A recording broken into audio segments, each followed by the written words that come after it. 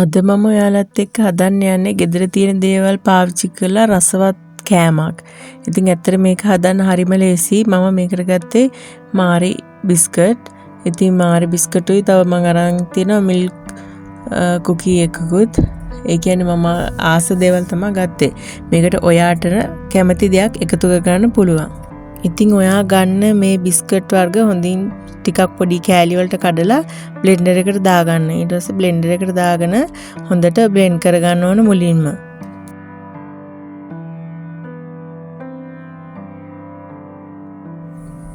මේ දැන් ඔයාලට පේන්නේ මං බ්ලෙන්ඩ් කරගෙන ඉවර වෙලා. ඊට පස්සේ මේකට අපි එකතු කරගන්න ඕන කිරි ටිකක්. ඉතින් ඒ කිරි ටික දාගෙන හොඳට මතක ඇතුව ඔයා මේක පොඩක් අඩියට යනකල් හොඳට හැන්දකින් හරි ඒ වගේ දෙකින් පොඩක් කලතන්න. මොකද නැත්නම් මේ අර උඩට විතරක් කිරි ටික උරා ගන්න පුළුවන්. ඒක නිසා.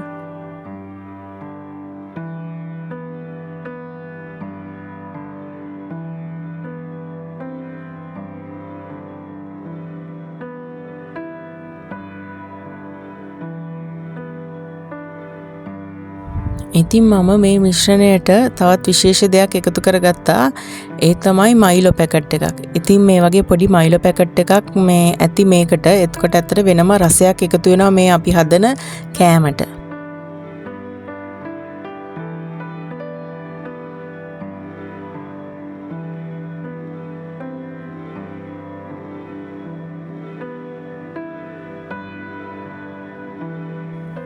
ඉතින් මේ මිශ්‍රණයත් අපි දැන් හොඳට බ්ලෙන්ඩ් කරගෙන යමු. එතකොට හොඳ ලස්සන ස්මූති එකක් වගේ එනවා. මේක මේ පේනවනේ ඔයාලට. හරිම ලස්සනයි. ඉතින් ඊට පස්සේ මම කරන්නේ මෙන්න මේවා ටික මේ මග් වලට දාගන්න යන්නේ. ඊට කලින් අපි ඩබල් බොයිල් ක්‍රමයට චොක්ලට් ටිකක් ඩබල් බොයිල් කරගමු. ඉතින් මම මේකට කිරි චුට්ටකුත් එකතු කරගන්නවා මේ වෙලාවේ.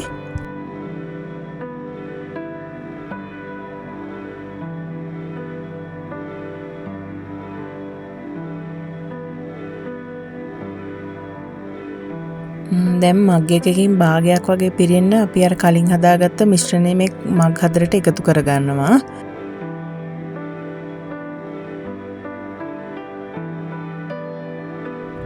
ඊට පස්සේ අපි අර කලින් මේ දිය කරගත්ත චොක්ලට් තියෙනවනේ. අන්න ඒ වගේනුත් පොඩ මේ කප් හතරට ඒ ටික දාගන්න.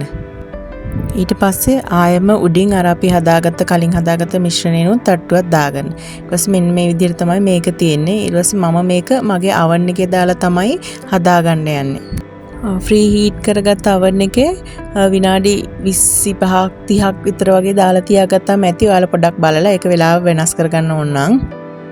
oven එකක් නැත්නම් ඔයාලට මේක මේ විදිහටම මේ ලිපේ උනත් හදාගන්න පුළුවන්. ඔයාලා දාලා තියෙන ක්‍රම හදාගන්න හැටි ඒ විදිහට හදාගන්නත් පුළුවන් මේක. ඉතින් මේක හදලා කාලා බලලා ඔයත් මේ රසයට කැමතිද කියලා කමෙන්ට් එකක් දාගෙන යන්න. මගේ channel එක subscribe කරලා නැත්නම් ඔයත් subscribe කරගෙනම යන්න. ඉතින් මේ වගේ අලුත් දේවල් එක ඉදිරියටත් මාත් එක්ක එකතු වෙලා ඉන්න කියලා මම ඔයාලට ආරාධනා කරනවා. බොහොම ස්තුතියි.